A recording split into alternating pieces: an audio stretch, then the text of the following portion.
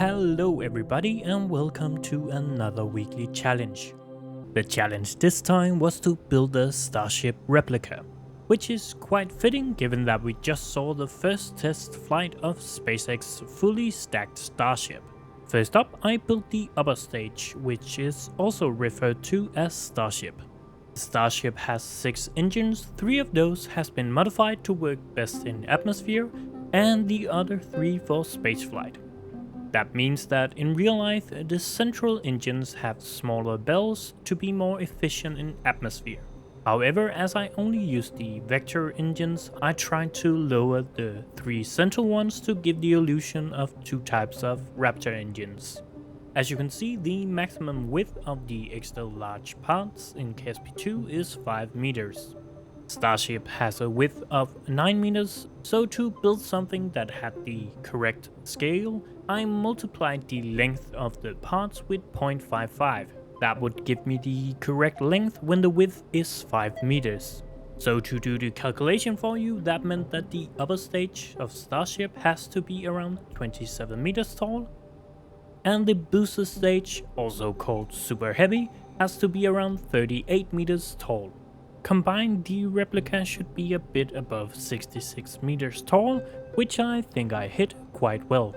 Next up, I had to figure out how to fit 33 vector engines on an extra large engine plate. As you can see on this picture, the real life Super Heavy has plenty space between the engines. However, I didn't have that luxury, so I ended up with a lot of the engines overlapping. To make sure the rocket wouldn't crumble in between the first and second stage, I attached some struts, and then a few more, and some more. After a quick paint job, it already gave off way more Starship vibes than I had expected.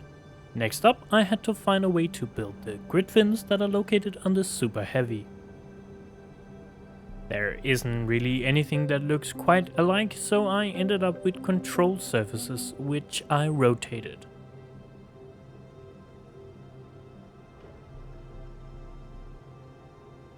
To get the right size of the grid fins, I used some tanks to measure and align them.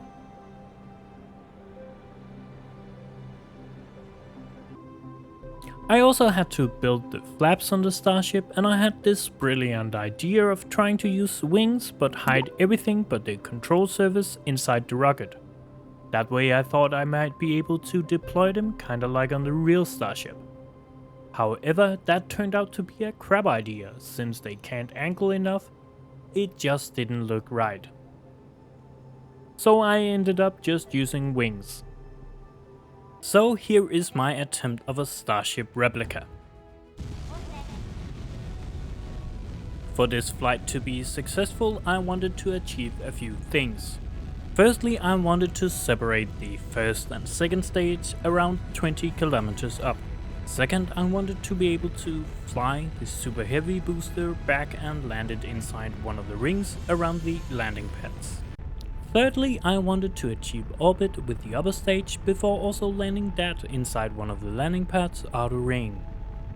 The ascent went well, and the first thing I learned after separation was that I should wait a little bit before firing up the upper stage so that the decoupler didn't shoot off and destroyed the Super Heavy. I of course had a quick save, so I got ready to try again. The separation went smooth and it was time to land the Super Heavy. To do so, I burned towards the KSC, and to be honest, this Super Heavy was really only maneuverable when the engines were firing. However, I managed to work it out and it went rather well. It only took me a few attempts to get the landing pad dialed in.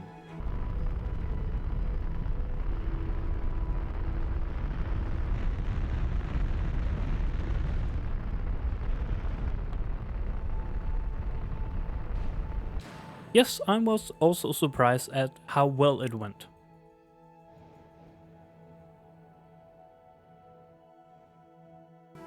I now only had to get the upper stage to orbit and back again, but for some reason the gimbaling was going nuts, as well as the camera was acting weird.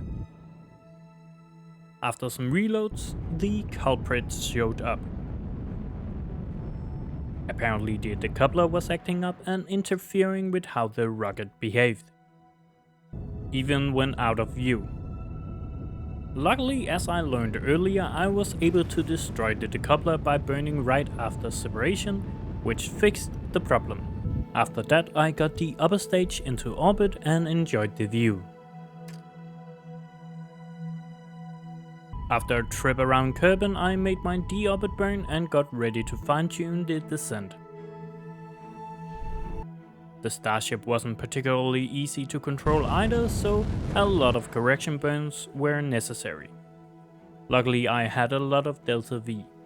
As a short side note, I just want to say that I really like the dynamic music in KSP2, but I think they might need to tone it down a bit, so that when you're doing short bursts of full throttle, you don't get your ears blasted out every time. After some tries and reloads, I managed to get a good approach to land on the landing pads. However, the landing itself ended up taking some time. I hope you enjoyed this compilation.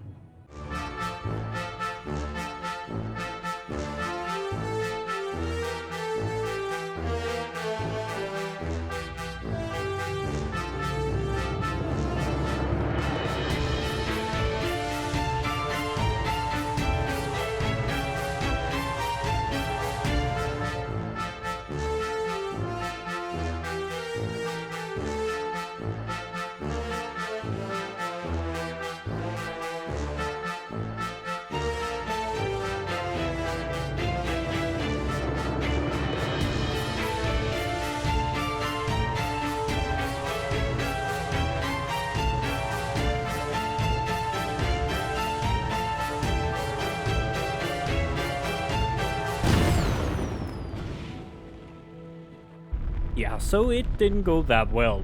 However, I gave it one good last attempt and made the cleanest and slowest descent I have ever done on Kerbin.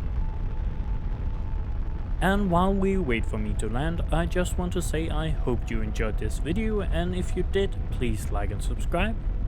Believe me, I appreciate every single one of them.